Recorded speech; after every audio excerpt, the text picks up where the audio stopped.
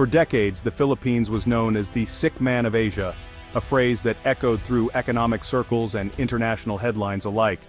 It was a label that stung, a punchline that seemed impossible to shake off, and a reputation that overshadowed the country's true potential. Back then, the Philippines was recognized more for its postcard-perfect beaches and infamous traffic jams than for any serious business climate. Tourists flocked to its islands, but investors looked elsewhere, wary of instability and inefficiency. But then, almost quietly at first, something remarkable began to happen. The country started to change course, setting in motion a transformation that would soon capture the world's attention. The Philippines didn't just recover from its setbacks, it surged ahead with a momentum that stunned economists and skeptics alike. The nation began rewriting its own story, turning past struggles into fuel for an unprecedented comeback. By 2025, the world was looking at the Philippines with newfound respect and curiosity. International headlines now spoke of opportunity, innovation, and resilience. The underdog had become a powerhouse, a country that defied expectations and redefined what was possible in Southeast Asia. This wasn't a stroke of luck or a temporary boom, it was the result of tough choices, relentless reform, and a collective determination to change the nation's destiny. The Philippines tackled corruption head-on, implemented sweeping government reforms, and slashed the red tape that had long strangled progress. The country opened its doors wider than ever before, inviting the world to invest, trade, and collaborate. It signaled a new era, one where the Philippines was truly open for business, and this time, it meant it. Suddenly, entrepreneurs and investors from around the globe saw the Philippines as a land of opportunity.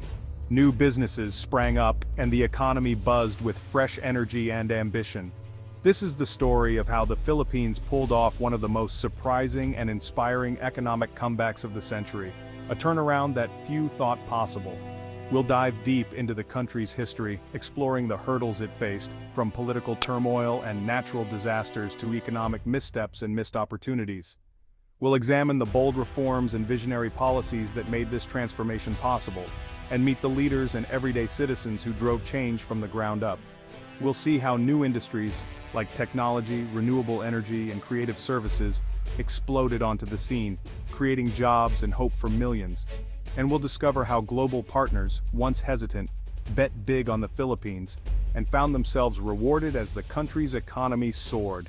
So buckle up. The Philippines in 2025 is a wild ride, a whirlwind of change, innovation, and ambition. It's a lesson in how fast the world can change when a nation decides to rewrite its future.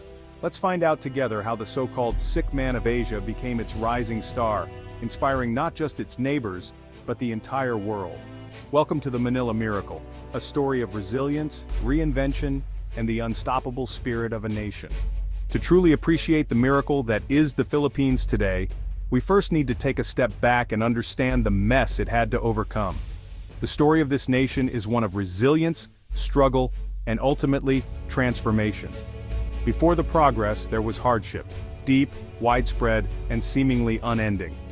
To see how far the country has come, you have to see where it started.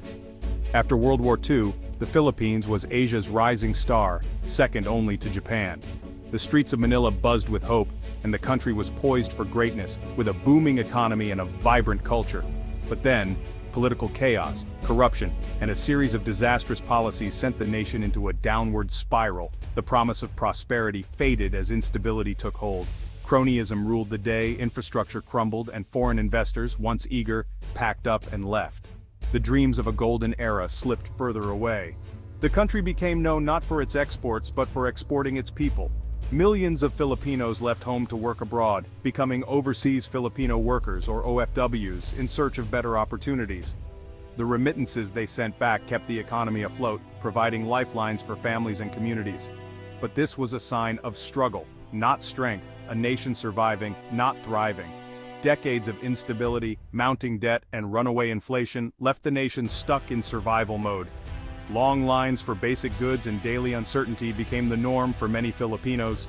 Each new leader arrived with bold promises of change, but the same old problems kept coming back, haunting every administration and every generation. The journey from being labeled the problem child of Asia to reclaiming its place as a rising star was long, difficult, and filled with setbacks. It was a test of national spirit and determination. What finally made the difference was a total mindset shift, a collective decision to move from just surviving to truly thriving. People began to believe in the possibility of a better future.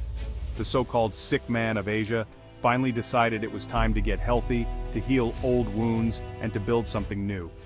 And that's when everything started to change. The transformation wasn't overnight, but it was real.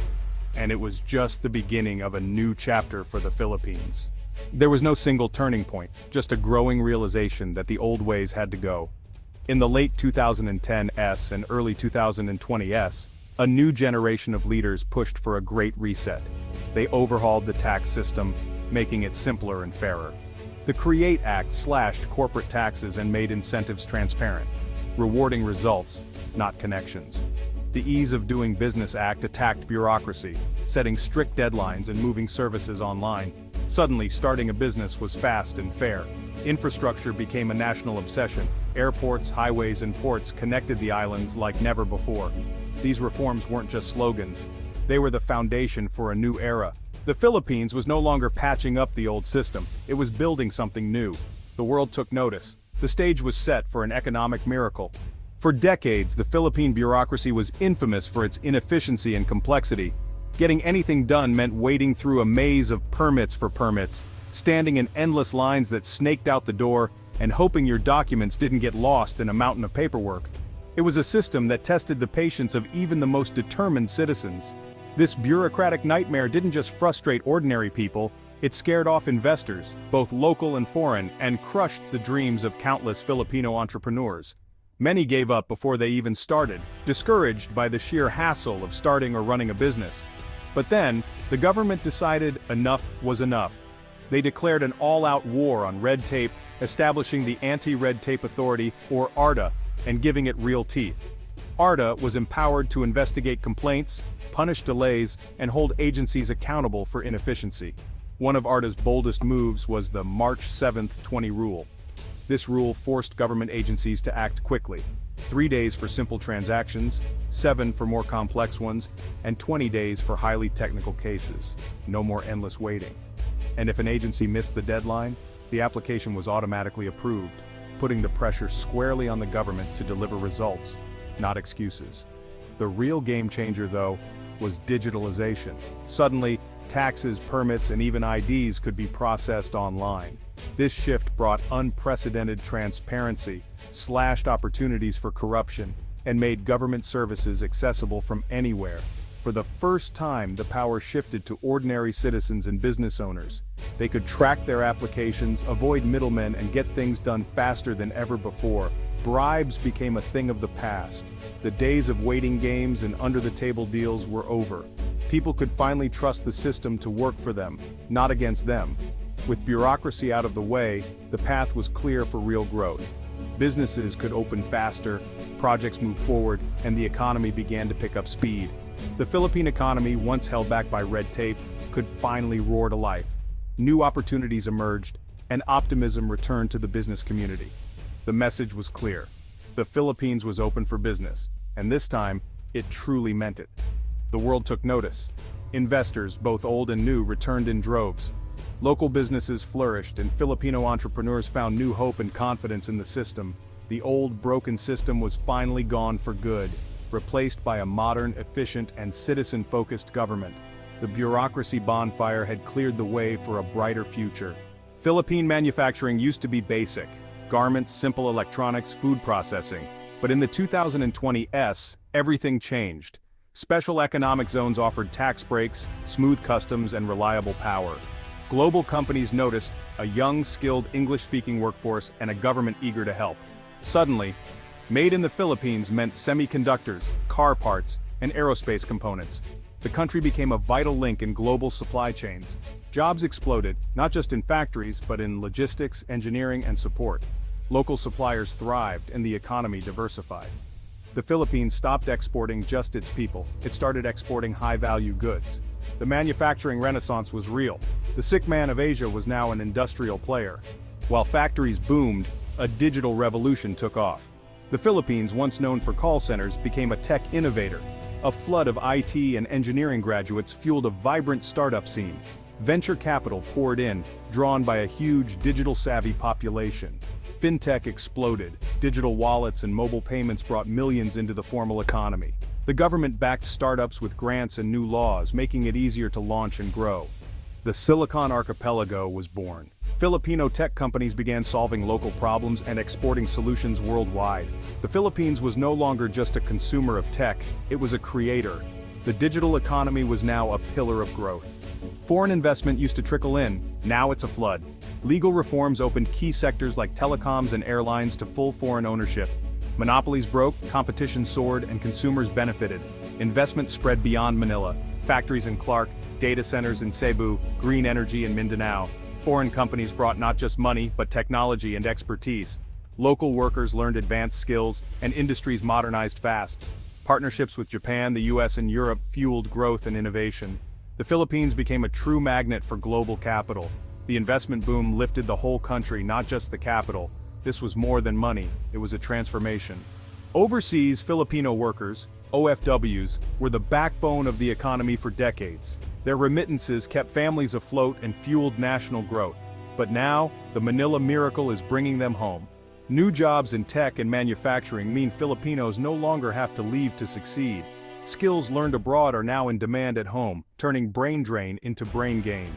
Returning OFWs are becoming entrepreneurs and leaders, accelerating growth. The greatest export is coming home to build the future. In 2025, the Philippines is no longer the sick man of Asia, it's a regional powerhouse. The foundations are strong good governance, modern infrastructure, and a young, dynamic workforce. Its strategic location makes it a hub for trade and security in Asia. Challenges remain: inequality, climate risks, and the fight against corruption. But the momentum is real, and optimism is everywhere. The middle class is growing, innovation is thriving, and the world is taking notice. The Philippines is setting the pace, not just catching up. The transformation is a lesson for any nation. With the right reforms and spirit, anything is possible. The Manila miracle is just the beginning. The future is bright, and the best is yet to come. The Philippines has earned its place at the table.